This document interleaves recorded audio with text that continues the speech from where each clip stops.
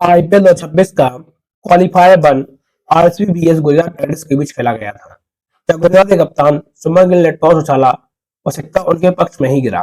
उन्होंने गेंदबाजी का फैसला लिया और गेंदबाजी का फैसला उनके हित में नहीं गया। मैं ऐसा इसलिए कह रहा हूँ क्योंकि मोहम्मद सिराज और कगिसो रबाडा दोनों ही पावर प्ले में 3-3 ओवर डाल देते हैं, लेकिन सुमन गिल को अपनी स्ट्रेटेजी चेंज करनी पड़ी। मोहम्मद सिराज से 2 ओवर तो कगिसो रबाडा से 3 ओवर ही पावर प्ले में कराने पड़े।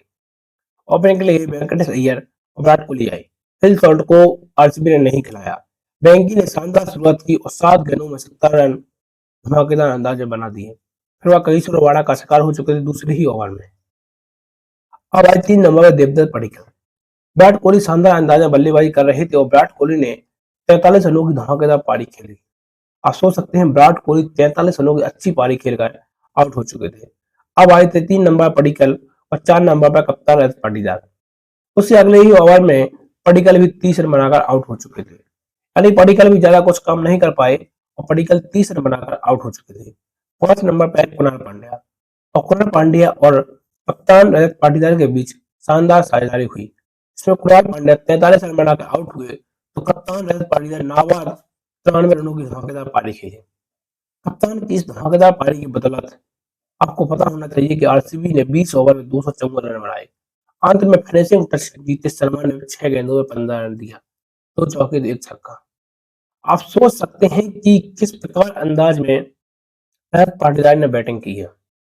93 रनों की पारी। आप सोच सकते हैं कि प्लेऑफ में एक बार रजत पाटीदार शतक भी जमा चुके हैं। भाई पाटीदार की अलग ही काबिलियत दिख रही है।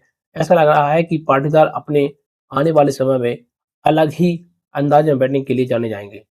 आप सोच सकते हैं यार पाटीदार इतनी खतरनाक बल्लेबाजी कर दे, कोई सोच भी नहीं सकता पाटीदार ने जिस प्रकार से बल्लेबाजी की है। आप जानते हैं कि विशाल स्कोर सामने था गुजरात के। हर कोई जानता है गुजरात टाइटंस 20 ओवर में मिनिमम 225 से 230 रन ही बना सकती है। आपको पता होना चाहिए कि 200 बनाना बहुत ही मुश्किल था। गुजरात टाइटंस 250 रन नहीं बना सकती और 254 रन का टारगेट 5 विकेट नुकसान पर गुजरात के सकते हैं। ओपनिंग के लिए आए सुमन गिल और साई सुदर्शन। सुमन गिल सिर्फ में सिर्फ 7 गेंदों पर 2 रन बनाकर ही आउट हो चुके थे।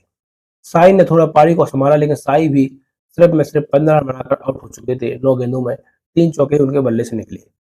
बटलर आए, उन्होंने पारी को संभाला, लेकिन 17 गेंदों पर 29 रन बनाकर बटलर भी जल्दी आउट हो चुके थे 229 के टारगेट से।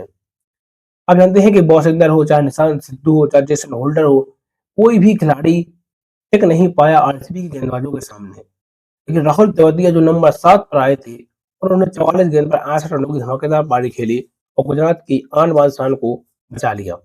राहुल तेवतिया 68 रनों की पारी ना खेलते तो गुजरात टाइटंस की आन बान शान को कोई नहीं बचा सकता था। आप सोच सकते हैं कि आन बान शान को इस प्रकार से आन बान शान को बचाया है, वह अलग ही है।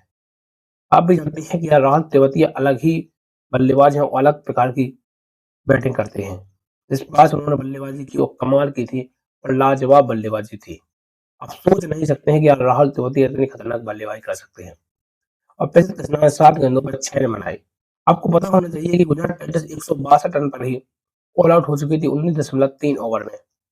आप जानते हैं कि भुवनेश्वर कुमार ने 2 विकेट चटकाए, जेकब ट्रफी ने 3 विकेट चटकाए, जो सैयरपुर ने 1 विकेट चटकाया, कुणाल पांड्या ने 2 विकेट चटकाए। यानी गुजरात की गेंदबाजी बल्लेबाजी बिल्कुल पूरी तरह से फ्लॉप रही आरसीबी की गेंदबाजी के सामने।